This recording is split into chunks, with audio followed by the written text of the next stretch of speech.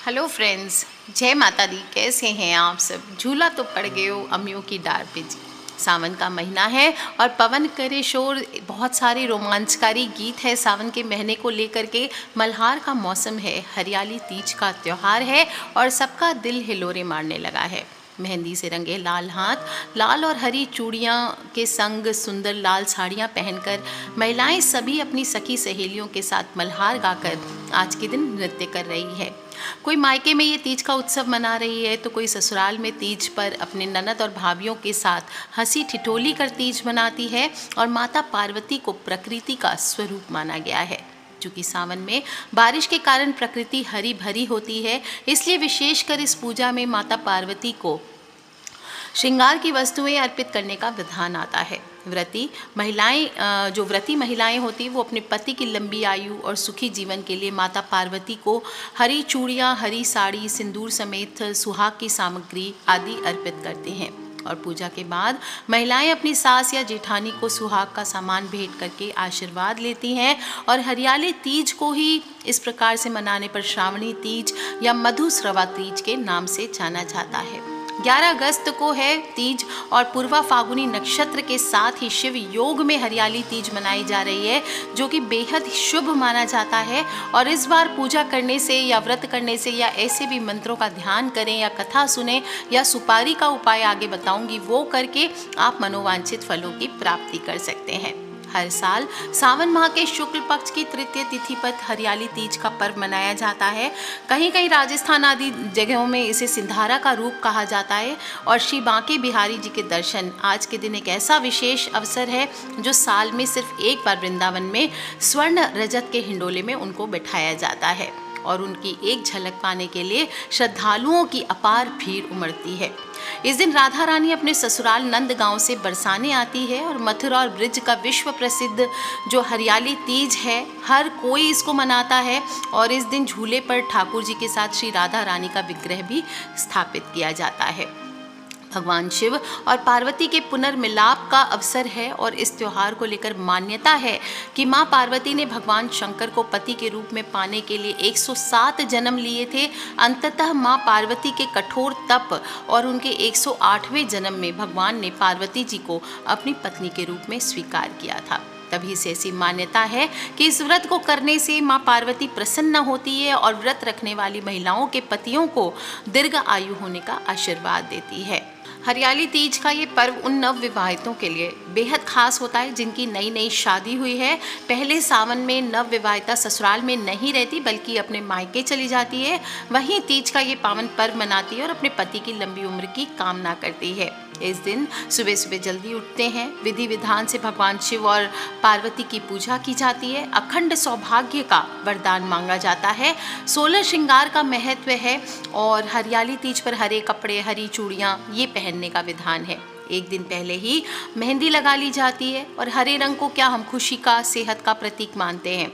इस दिन माता पिता अपनी बेटी को साड़ी हो, श्रृंगार का सामान हो, मिठाई, फल आदि हो, ये सिंधारा कहा जाता है, ये पहले भेज दिया जाता है। और बेटी वही कपड़े पहनती है जो उसके माता पिता ने भेजा होता है। हरियाली तीज का व्रत निर्जला होता है, तो इस दिन पानी ना पिएं। हालांकि गर्भवती और महिलाएं, जो बीमार महिलाएं हैं, उन पर लागू नहीं होता है। और पति की लंबी आयु और सलामती के लिए होता है। तो ऐसे में जीवन साथी को किसी तरह का झूठ ना बोलें, ना ही किसी तरह का धोखा दें।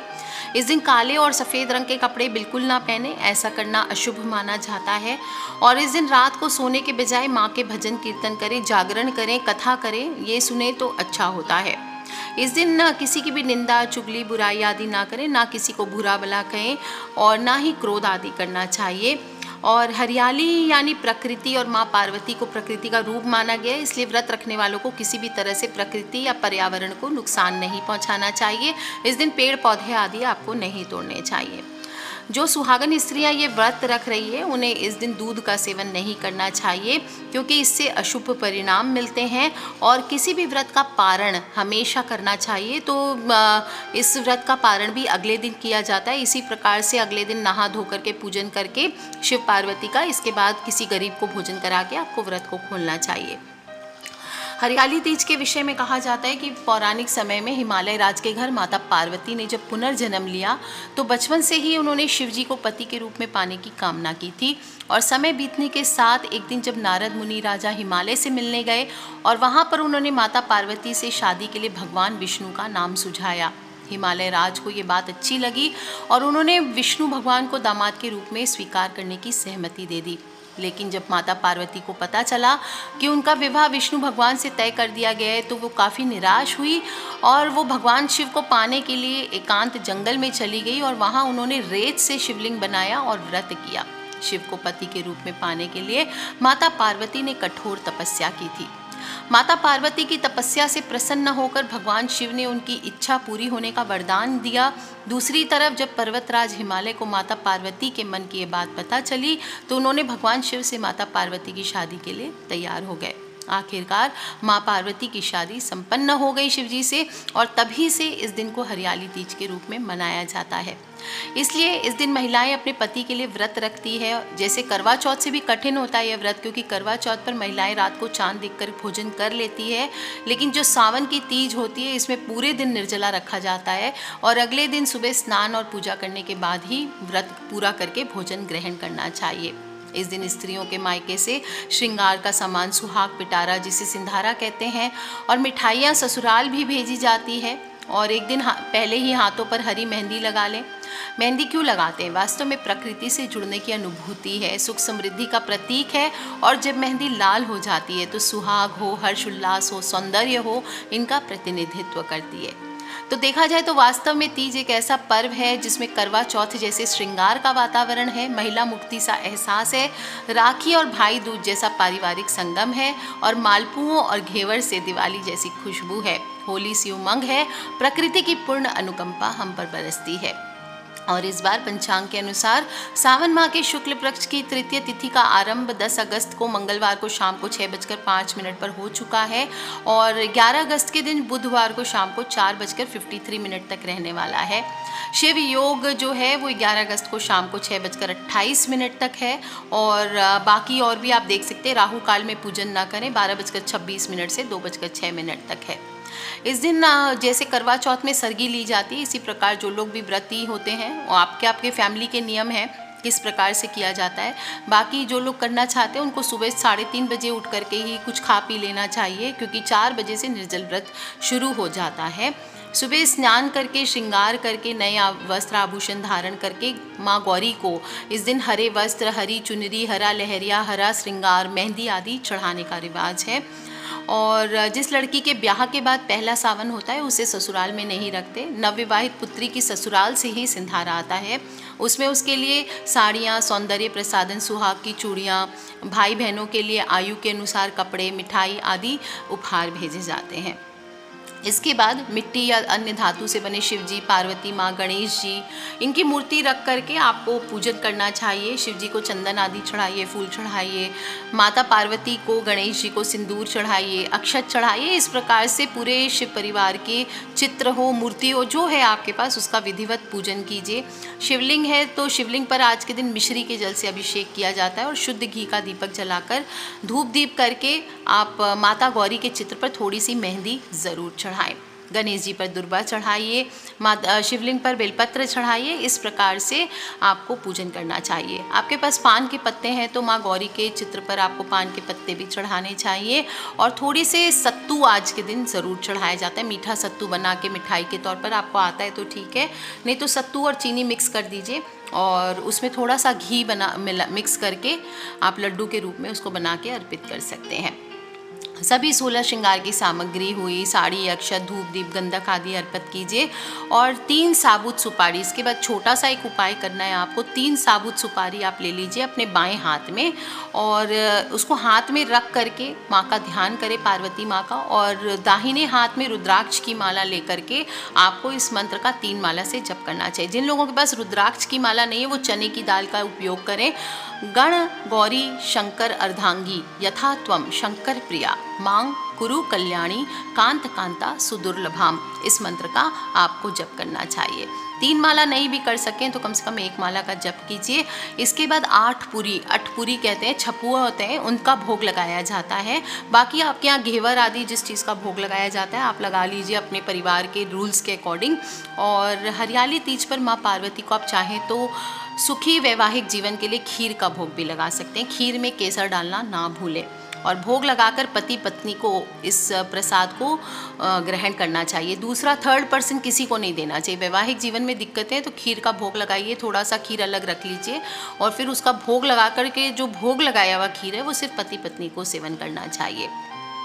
इससे वैवाहिक जीवन में प्यार का रस कभी कम नहीं होता। और बायना ज़रूर निकालें। सारी पूजा कंप्लीट करने के बाद बायना निकालना चाहिए। बायना जिसमें मैंने बता चुकी हूँ, चूड़ियाँ हो, श्रृंगार का सामान, मिठाई, दक्षिणा, शगुन की राशि, ये अपनी सास हो, ननद हो, जेठानी हो, इनको दे करके चरण स्पर्श करना चाहिए। और हरियाली तीज की थाली भेंट करनी चाहिए और उनका आशीर्वाद लें। अब सास को जो थाली आपने दी है उसमें से एक चीज़ आपको चोरी करनी है। जो सास की थाली आप देंगे उसमें से या तो आप चीज़ें मांग सकते हैं उसमें से सास से कि माँ आप मुझे ये दे दीजिए, या फिर चुपके से उसमें से कोई भी श्रृंगार का सामान आपको निकाल लेना है और फिर ये सामान अपने सुहाग की मनोकामना के लिए, सुहाग के लंबी आयु के लिए आप माता पार्वती को अर्पित कर दीजिए और फिर उसे आप यूज़ कीजिए। इस दिन आपको परिवार के साथ मिलकर भोजन आदि करना चाहिए। झूला झूलना, तीज का मिलन, गीत संगीत, जलपान, कहीं कहीं पार्टी का आयोजन किया जाता है। इस तरह से पारिवारिक मिलन का सुअवसर होता है।